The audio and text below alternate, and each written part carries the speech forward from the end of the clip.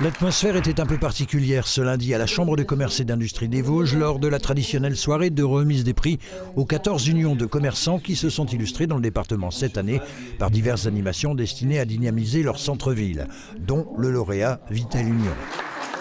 Soirée particulière donc, car après des problèmes de santé notamment et à l'issue de 2 mandats et demi, soit une douzaine d'années comme président, Gérard Claudel a officiellement cédé sa place à Anne-Christine Frère, expert comptable, commissaire aux comptes et figure reconnue du monde économique vosgien. Cette dernière, élue en Assemblée Générale quelques heures plus tôt, connaît bien, pour en avoir été la vice-présidente ces 3 dernières années, les rouages de la Chambre consulaire, qui depuis une décennie maintenant a de moins en moins de moyens pour mener à bien ses missions. Cette année, l'État nous ponctionne encore de 40 millions au point de vue national. Bon, on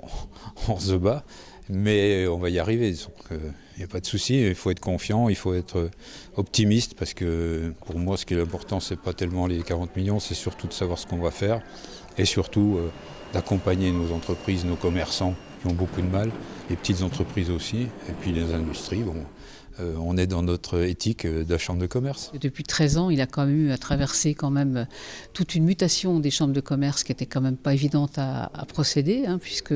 on a réduit de moitié nos effectifs en 13 ans.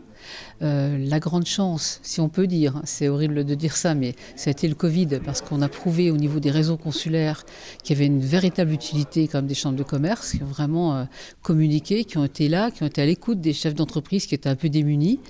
Et là, ça a été le rebond. C'est-à-dire qu'enfin, l'État a constaté que les chambres de commerce pouvaient quand même servir réellement aux chefs d'entreprise qui en avaient besoin. Après être passé de 130 collaborateurs il y a un peu plus de 10 ans à 60 aujourd'hui, la CCI des Vosges ne peut plus toucher à sa masse salariale. Et pour continuer d'accompagner au plus près ces 24 000 ressortissants, se doit de trouver des solutions. C'est peut-être pas le but des chambres, quoique c'est un peu le cas depuis quelques années, mais aller sur des prestations payantes, c'est-à-dire alors qui ne seront pas bien sûr du même niveau que celles des prestataires privés, mais si on va proposer des formations spécifiques sur de l'IA, de la digitalisation ou autre, on va quand même avoir forcément à un moment donné une demande, on va dire, de participation aux entreprises par rapport à ce qu'on va leur proposer. Mais on va le faire de façon plus collective, donc ça va quand même impliquer un budget qui va être moins sollicité de la part du budget de fonctionnement de l'État. De ces 13 années passées à la présidence de la CCI des Vosges, Gérard Claudel retient avant tout la relation privilégiée qu'il entretenait avec ses collaborateurs, une transition sereine et tout en douceur, car il continuera néanmoins de siéger au sein de la Chambre consulaire en tant que vice-président.